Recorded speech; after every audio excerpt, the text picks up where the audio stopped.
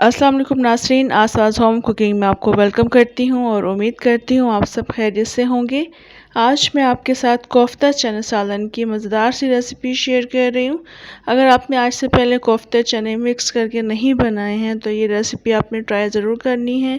Highly recommend करूँगी, बहुत ज़बरदस्त रेसिपी है, बहुत मज़े की बनती है और आसान भी है इसको बनाना। तो आपने क्या करना है, रेसिपी को पूरा देखना है। रेसिपी अच्छी लगे तो लाइक भी ज़रूर कर दीजिएगा। तो चलें बनाना शुरू करते हैं।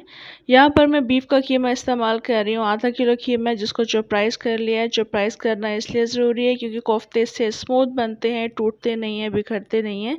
तो चॉपराइज ज़रूर कर लीजिएगा।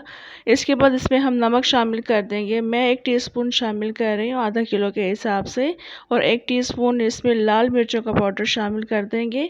साथ ही इसमें चॉपराइज की हुई एक छोटे साइज़ की प्याज है, जिसका पानी मैंने निकाल दिया है। आप देख रहे हैं बिखरी बिखरी सी है। ये इस तरह से करके लाजमी शामिल कीजिएगा, वरना ये कि पानी रह जाता है कीमे में, तब भी ये बिखरना शुरू हो जाते हैं। इसके अलावा अपनी मर्ज़ी से इसमें हरा धनिया भी डाल दीजिएगा। क्वांटिटी मैंने आधे कप के बराबर रखी है। और इसके अलावा हरी मिर्चें हैं, कुछ 15 से 20 हरी मिर्चें थी जो मैंने चॉपराइज करके डाल दी हैं। इसके अलावा अदरक का पेस्ट डालेंगे 1 टेबल स्पून, लहसुन का पेस्ट डालेंगे 1 टेबल स्पून, और इन तमाम चीज़ों को डालकर बस अच्छी तरह से मिक्स कर लेंगे।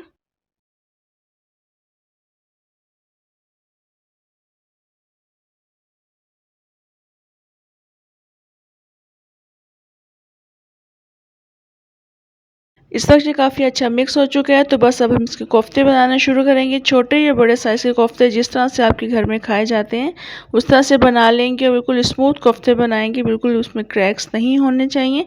अच्छी तरह से इसको प्रेस करते हुए इसको हम कोफ्ते बना लेंगे।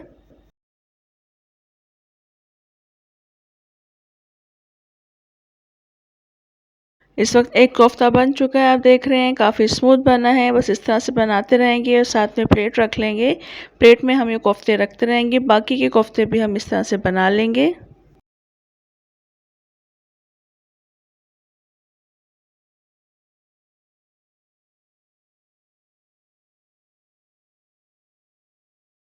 और अभी ये तमाम कोफ्ते मैंने बना लिए हैं। अब इसको क्या करेंगे, मैं फ्रीज़र में रख दूँगी 15-20 मिनट के लिए। तब तक हम इसकी ग्रेवी के लिए मसाला ग्राइंड कर लेंगे। मगर उससे पहले मैं आपको एक बात बता दूँ, जब हम इसको रख देते हैं थोड़ी देर के लिए, नीचे से ये फ्लैट हो जाते हैं। जब इसको हम ग्रेवी में शामिल करेंगे तो इस तरह से गोल करके शामिल करेंगे, क्योंकि फ्लैट जो शेप होती है वो अच्छी नहीं लगती है। ये आप देख रहे हैं बिल्कुल गोल हो चुका है। बाकी के तमाम कोफ्ते भी जब हम इसको ग्रेवी में शामिल करेंगे तो इस तरह से गोल कर लेंगे, और गोल करने के बाद शामिल करेंगे। अभी मैं इसको रख रही हूँ फ़िलहाल 15 मिनट या 20 मिनट के लिए फ्रीज़र में। अब हम इसकी ग्रेवी के लिए ऑयल गरम कर लेंगे 1 कप के बराबर। उसके बाद आधा टीस्पून काली मिर्चें हैं, 6-7 लौंग हैं, 1 दालचीनी का टुकड़ा है, और 1 ही काली इलायची यानी बड़ी इलायची शामिल करेंगे। थोड़ी देर के लिए इसको हम कड़कड़ाएंगे, इसमें चंद सेकंड्स के लिए।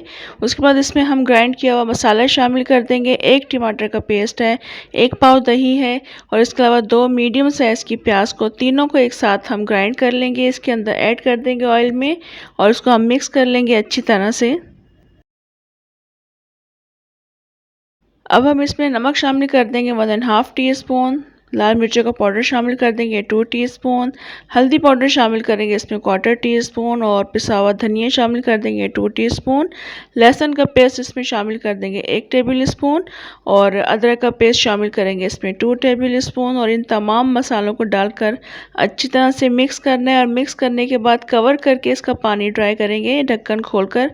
हरगिज़ पानी ड्राई नहीं करेंगे, बस ढक्कन ढक देंगे इसको, बिल्कुल हल्की आंच कर देंगे, दम वाली आंच। तकरीबन 10 मिनट में, ये 15 मिनट में ये ड्राई हो जाएगा। इसका पानी काफ़ी हल्की आंच पे काफ़ी अच्छा ये ड्राई हो जाता है। अगर आप सिल्वर का बर्तन या कोई और बर्तन इस्तेमाल कर रहे हैं तो दरमियान दरमियान में चेक कर लीजिएगा। मैं नॉन स्टिक इस्तेमाल कर रही थी तो मैंने इसको ढक के रख दिया था। तो अभी तकरीबन 15 मिनट हो चुके हैं, और आप देख रहे हैं काफ़ी अच्छा इसका पानी ड्राई हो चुका है। बिल्कुल बबल्स भी आपको नज़र आ रहे होंगे। ये देखें पानी इसमें बिल्कुल भी नहीं है। जिस तरह से ये बबल्स यहाँ देगची में बन रहे हैं उस तरह से हम चम्मच पे लेकर के बताएंगे आपको। ये देखिए चम्मच में भी नज़र आ रहे होंगे आपको कि बबल्स बन रहे हैं, तो इट मीन्स ये काफ़ी अच्छा भुन चुका है। बस ये इसके भुन जाने की निशानी है। अब चूँकि पानी इसमें ड्राई हो चुका है और हमने कोफ्ते शामिल करने हैं, तो कोफ्तों की गुंजाइश के लिए हमने थोड़ा-सा इसमें पानी शामिल करना है। तकरीबन 2-3 घूँट के बराबर इसमें पानी शामिल करेंगे और इसको हम मिक्स कर देंगे अच्छी तरह से। उसके बाद फिर हम इसमें कोफ्ते शामिल करेंगे और बिल्कुल वही प्रोसेस करेंगे जो मैंने आपको बताया था। नीचे से कोफ्ते फ्लैट हो जाते हैं तो इसको गोल कर लेंगे हाथ पर लेकर के। ये देखिए ये कोफ्ता फ्लैट हो चुका है इस वक्त, तो इसको हम गोल कर लेंगे और गोल करने के बाद इसमें शामिल करेंगे। तमाम कोफ्ते हमने गोल करके शामिल करने हैं। ये देखिए इस तरह से, बाकी के कोफ्ते भी हम इस तरह से गोल कर लेंगे।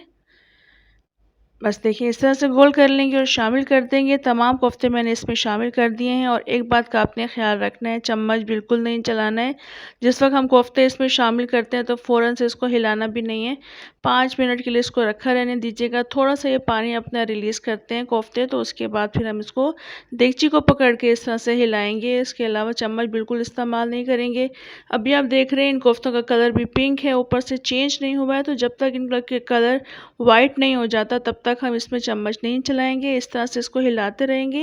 ये घूमने से क्या होता है कि इनको हर तरफ से ये पकना शुरू हो जाते हैं इस तरह।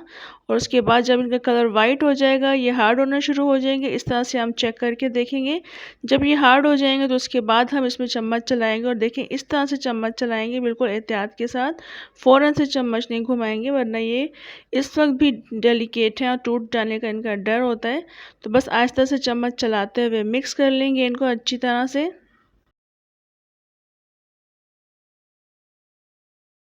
और अभी चूँकि कोफ्ते हार्ड हो चुके हैं, पकना शुरू हो चुके हैं, तो चने शामिल कर देंगे। ये बॉयल चने हैं जिनको मैंने बॉयल करने के बाद 2 कप के बराबर मेजर कर लिया है। बिल्कुल फुल डन है, आप देख रहे हैं काफ़ी अच्छे गले हुए होने चाहिए। तो बस ये इसमें ऐड कर देंगे और ऐड करने के बाद भी हमने बहुत एहतियात के साथ इसमें चम्मच चलाना है। ये देख लें, बस इस तरह से हम चम्मच चलाएंगे, स्पेस बना बना कर इस तरह से चम्मच चलाते रहेंगे, मिक्स कर लेंगे इनको।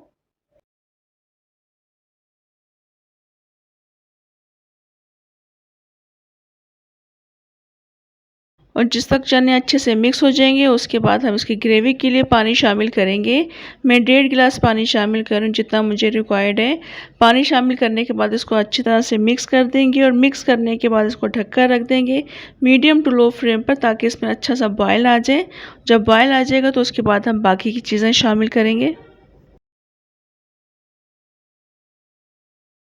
इस वक्त पानी में बॉयल आ चुका है, आप देख रहे हैं काफ़ी अच्छा बॉयल आ चुका है। बस जब बॉयल आ जाए तो इसके बाद हम चूल्हा मज़ीद हल्का कर देंगे, दम वाली आंच कर देंगे, क्योंकि हमने इसमें रोगन भी लेकर आना है। थोड़ा सा रोगन आ जाता है हल्की आंच करने से। तो दम वाली आंच करने के बाद इसमें हरी मिर्चें शामिल कर देंगे, थोड़ा सा हरा धनिया शामिल करेंगे और इसके अलावा हम पिसा हुआ गरम मसाला भी शामिल कर देंगे 1 टीस्पून के बराबर। ये तमाम चीज़ें डालने के बाद मिक्स करेंगे अच्छी तरह से और मिक्स करने के बाद ढककर रख देंगे, चूल्हा बंद कर देंगे। 4 से 5 मिनट के बाद डिश आउट करेंगे ताकि इन तमाम चीज़ों की जो खुशबू है वो सालन में आ जाए। बस ढककर रख देंगे 4-5 मिनट के लिए।